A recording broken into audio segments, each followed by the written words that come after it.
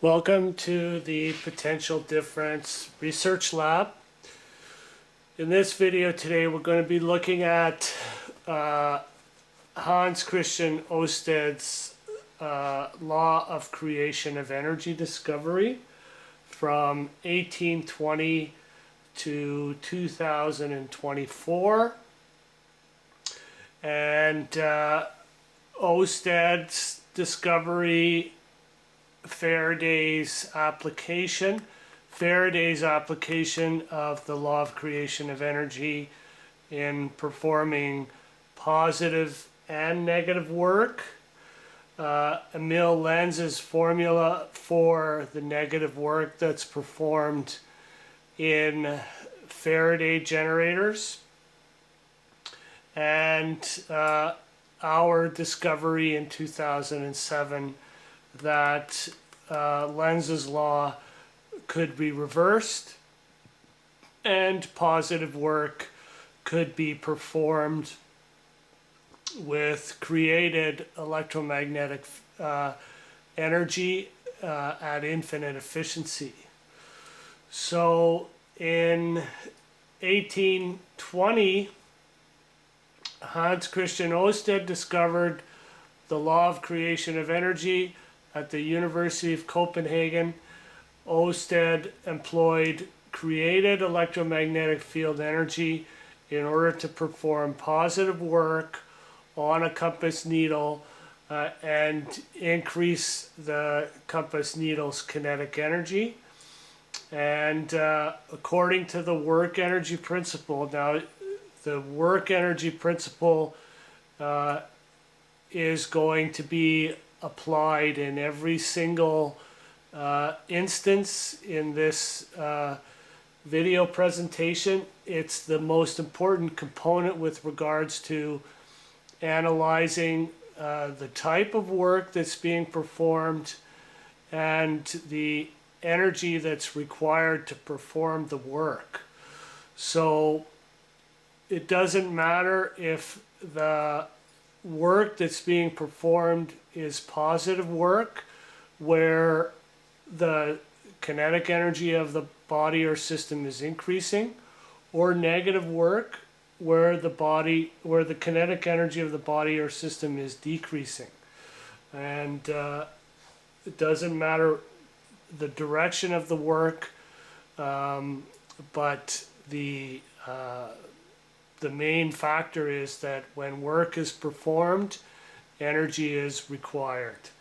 And with regards to Hans Christian Oersted deflecting or changing the kinetic energy of a compass needle, the energy that is performing that work is created electromagnetic field energy.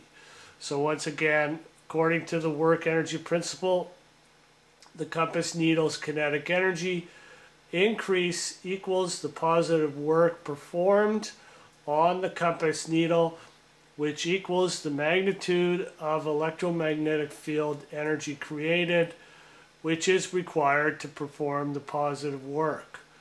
And the law of creation of energy that Oersted discovered in 1820, although he didn't realize it at the time, electromagnetic field energy is created at the subatomic quantum electron level in every current-bearing wire via electron fission and electron fusion.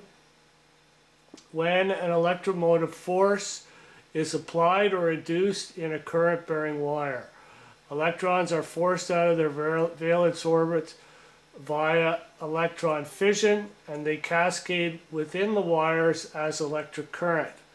When the unstable electrons return back down to their valence orbits via electron fusion, they create and emit photons, which create and constitute the electromagnetic field photon energy around the current-bearing wire, which is what we see here. The kinetic energy increase of the compass needle equals the work performed on the compass needle, and it equals the energy required to perform the work. And in Oersted'S compass needle experiment, that energy is internally created electron energy or created electromagnetic field energy.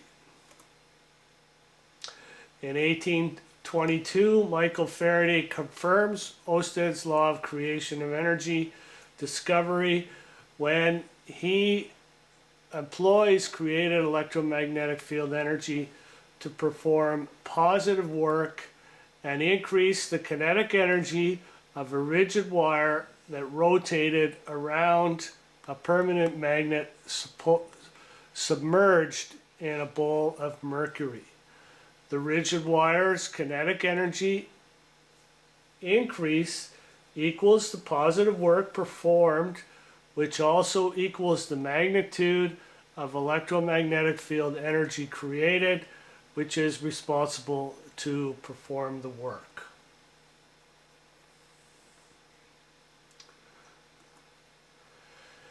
And in 1831, Michael Faraday discovers that he can use created electromagnetic field energy in order to perform negative work in electricity generation when he formulated Faraday's law of electromagnetic induction. And what Faraday discovered was that when he moved a permanent magnet towards a coil of wire, the magnetic field energy created around the coil of wire would perform negative work and reduce the kinetic energy of the approaching magnet. And then when he pulled the magnet away, the direction of the current in the coil of wire would perform negative work and resist the departure of the magnet from the coil of wire. So in electricity generation, the created electromagnetic field energy around the generator coil is always performing negative work. It's always reducing the kinetic energy of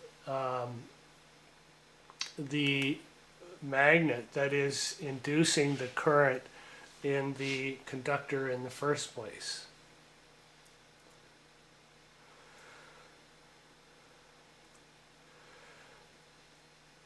In 1834, Faraday replaced his permanent magnet with an electromagnetic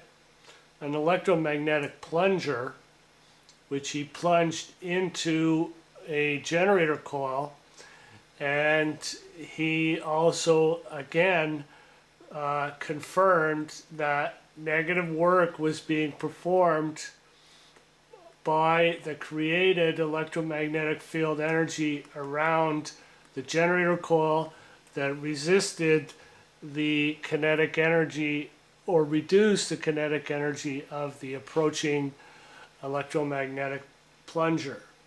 And once again, the kinetic energy decrease of the plunger is equal to the negative work performed on the plunger, which also equals the magnitude of created electromagnetic field energy, which is required to perform the negative work.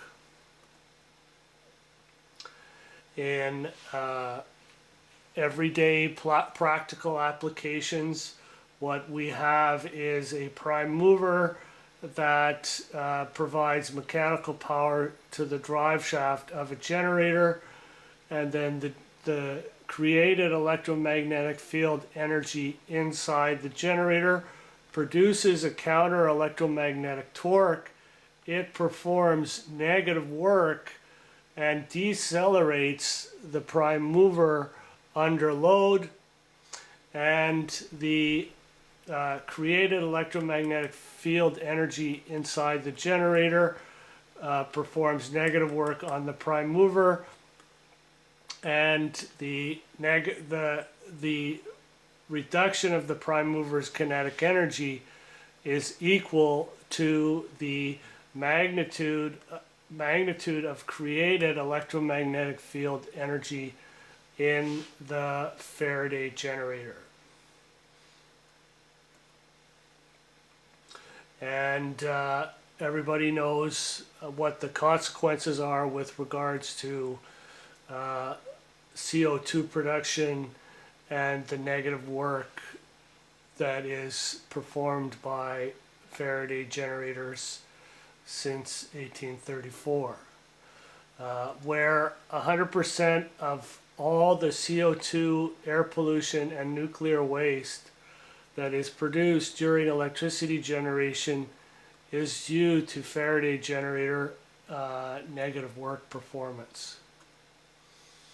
And in electric vehicle applications, electric vehicles are decelerated, their kinetic energy is reduced by created electromagnetic field energy, which performs negative work and reduces the kinetic energy of EVs. In practical terms, a 1,000 kilogram EV traveling at 60 kilometers an hour has 138,890 joules of kinetic energy stored in it. And during regenerative braking, the EV's kinetic energy can be reduced to 0 joules, and the EV's speed can be reduced to 0 kilometers an hour. And in order to perform 138,890 joules of negative work, 138,890 joules of electromagnetic field energy must be created in order to perform that negative work.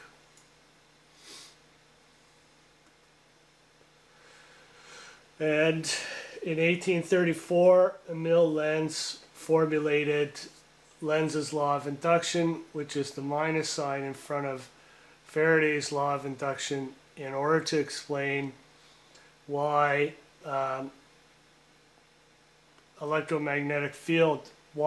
created electromagnetic field energy performs negative work when a magnet is approaching a generator coil or receding away from a generator coil.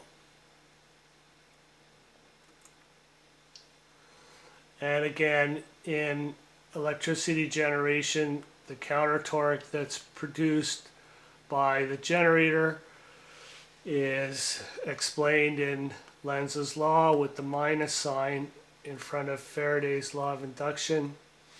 And the magnitude of prime mover kinetic energy reduction equals the magnitude of negative work performed by the generator, which equals the magnitude of created electromagnetic field energy that is created inside the generator's current-bearing wires at the subatomic quantum electron level.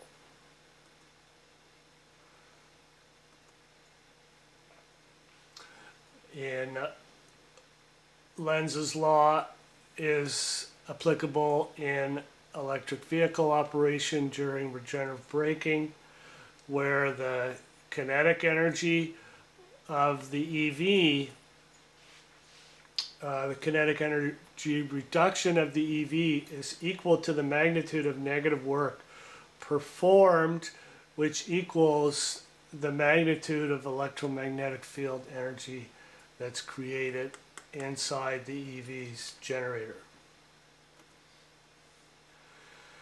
In 2007, we discovered that when we introduce a load current time delay into the operation of a generator coil, we could use created electromagnetic field energy to increase the kinetic energy of a permanent magnet when it's approaching a generator coil. And we replaced the minus sign from in front of Faraday's law of induction with a positive sign, denoting that positive work is now being performed with created electromagnetic field energy rather than negative work. And the kinetic energy increase of the permanent magnet is equal to the magnitude of created electromagnetic field energy. And with regards to electricity generation, this is Heins' law of induction again with the plus sign. That means that a complementary electromagnetic torque is produced by the electric generator, which works in concert with the torque direction supplied by the prime mover, and the RegenX generator accelerates and increases the kinetic energy of the prime mover when generating electricity. And once again, the kinetic energy increase of the prime mover equals the magnitude of created electromagnetic field energy inside the RegenX generator. And here is a video demonstrating conventional Faraday generator operation, negative work being performed with created electromagnetic field energy, and positive work being performed once at infinite efficiency with created and time-delayed electromagnetic field energy. And in this video you'll see the load current sine wave for the conventional Faraday generator coil, and then the load current sine wave for the RegenX generator coil, which is delayed in the time domain by about 50 degrees. Well, between 50 and 90 degrees. And the main difference between Lenz's law of induction and Heins' law of induction is the time-delayed electric current and the time-delayed creation of the electromagnetic field energy, which performs positive work and assists the changing magnetic field, meaning that it accelerates it and increases its kinetic energy. And Heins' law of induction introduces a plus sign in Faraday's law of induction, meaning that positive work is being performed with the created electromagnetic field energy rather than negative work that is being performed in Faraday generators according to Lenz's law of induction. And in electric mobility applications, Heins' law of induction performs positive work, and it increases the kinetic energy of the EV while recharging the EV's batteries. And this video, you can see the increase in kinetic energy of the system during regenerative acceleration and the decrease of the system in Faraday generator operation during regenerative braking. So positive work being performed at infinite efficiency with created electromagnetic field energy above 30 kilometers an hour, and negative work being performed at infinite efficiency below 30 kilometers an hour, providing EV regenerative acceleration and EV regenerative braking.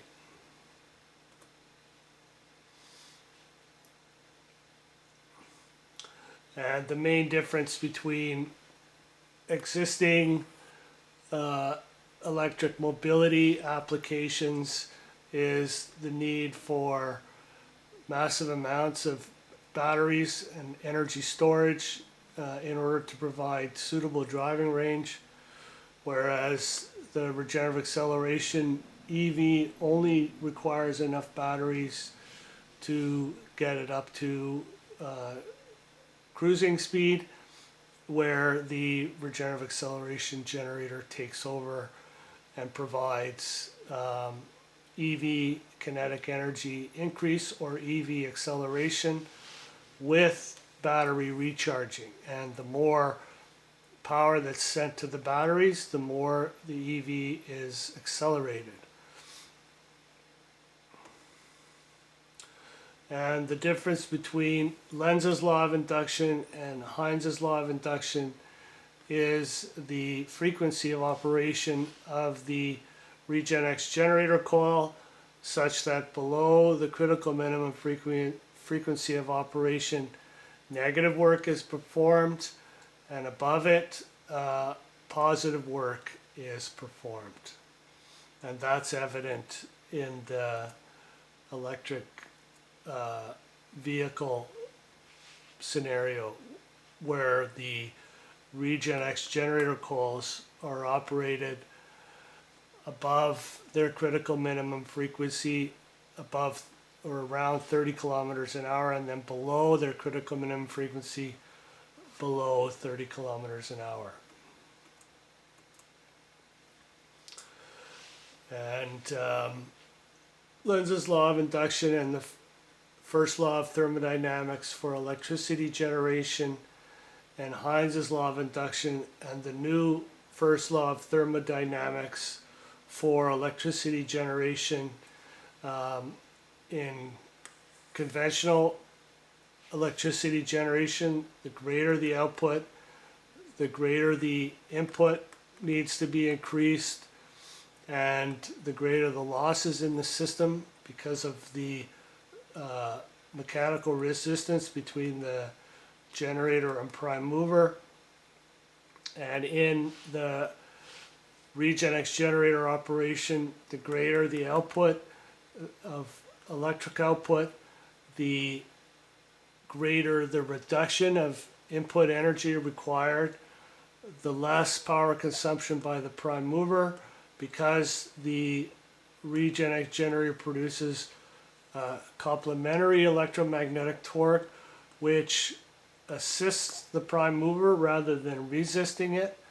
And the new first law of thermodynamics, which shows a decrease in input energy and heat expended in the prime mover, the more work is performed. So this is the first law of thermodynamics for Faraday electricity generation, and this is the new first law of thermodynamics for RegenX generator electricity generation.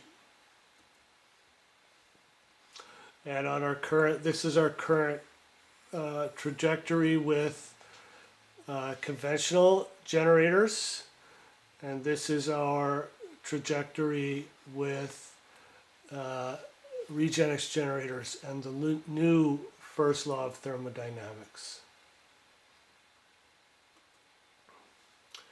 And here are some replication instructions for anybody that wants to confirm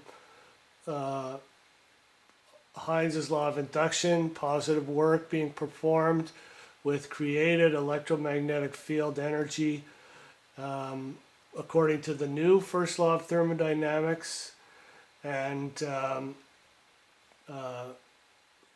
a good example of how the critical minimum frequency of operation dictates Faraday generator operation and Regenex generator operation. So recently, artificial intelligence has published a summary of our 2007 discovery, which states that Thane Heins developed a technology to eliminate generator armature reaction. In fact, our initial goal was to reduce generator armature reaction by 10%. And in 2007, we discovered we could actually completely reverse it. So to eliminate generator armature reaction, which was responsible for 100% of the pollution from electricity generation that requires mechanical input energy, his discovery in 2007 showed that armature reaction could be reversed, allowing electricity to be generated at infinite efficiency with zero mechanical input energy, zero input energy cost, or pollution. This reversal also enables electric vehicles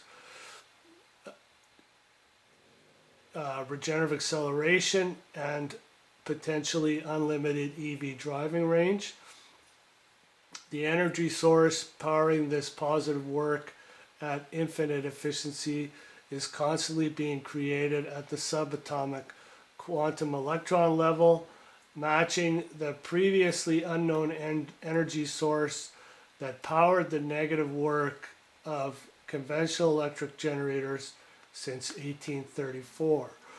So since 1834, if you asked a physicist or electrical engineer, why do electric generators perform negative work? What is the energy source? They would not be able to tell you. And in fact, most of them today still can't do it. When in fact, the energy source that's required to perform the negative work in electric generators is electromagnetic field energy that was discovered by Hans Christian Oersted in 1820.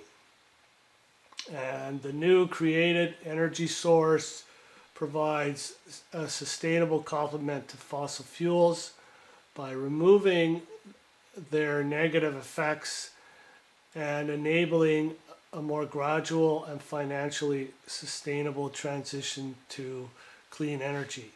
This means that when electromagnetic field energy is employed to perform positive work in electricity generation rather than negative work, 100% of the fossil fuel CO2 and air pollution emissions can be eliminated in the electricity generation phase.